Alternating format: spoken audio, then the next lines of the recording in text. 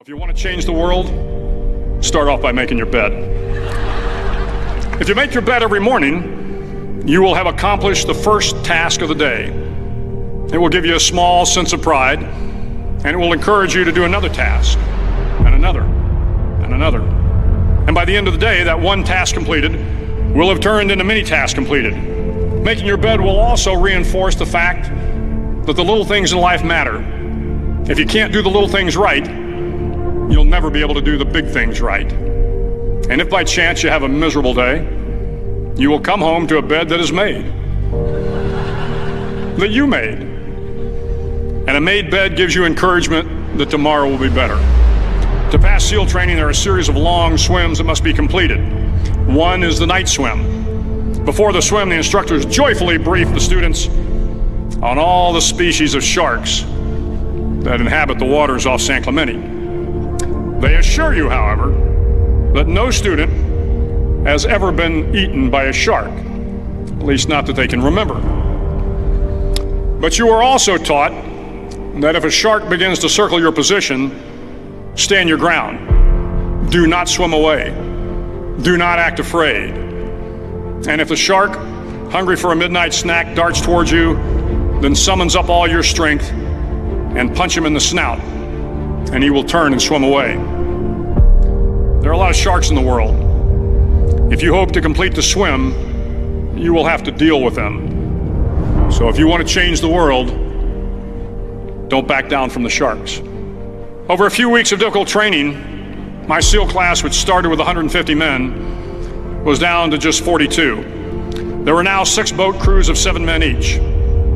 I was in the boat with the tall guys, but the best boat crew we had was made up of the little guys, the Munchkin crew, we called them. No one was over 5'5". The Munchkin boat crew had 1 American Indian, 1 African American, 1 Polish American, 1 Greek American, 1 Italian American, and 2 tough kids from the Midwest. They out-paddled, outran, and outswam all the other boat crews. The big men in the other boat crews would always make good-natured fun of the tiny little flippers the Munchkins put on their tiny little feet prior to every swim. But somehow these little guys from every corner of the nation and the world always had the last laugh, swimming faster than everyone and reaching the shore long before the rest of us. SEAL training was a great equalizer. Nothing mattered but your will to succeed, not your color, not your ethnic background, not your education, not your social status. If you want to change the world, measure a person by the size of their heart, not by the size of their flippers. The 9th week of training is referred to as Hell Week. It is 6 days of no sleep, constant physical and mental harassment, and 1 special day at the Mud Flats.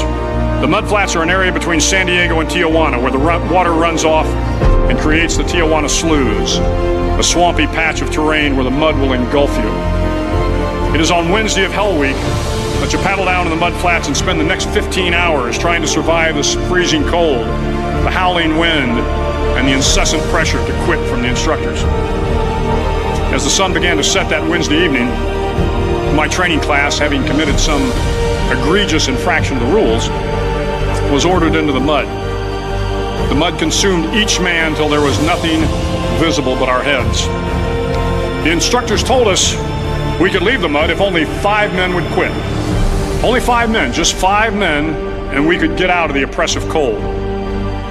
Looking around the mud flat, it was apparent that some students were about to give up.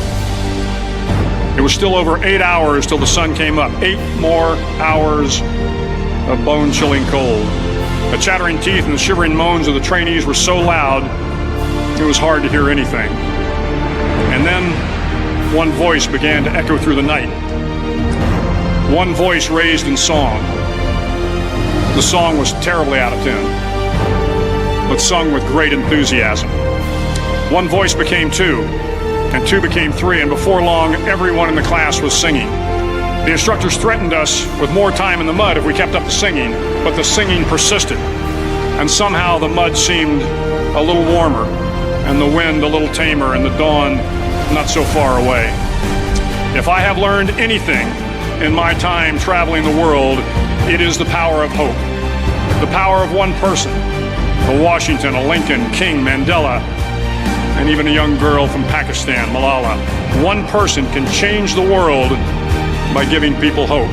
So if you want to change the world, start each day with a task completed.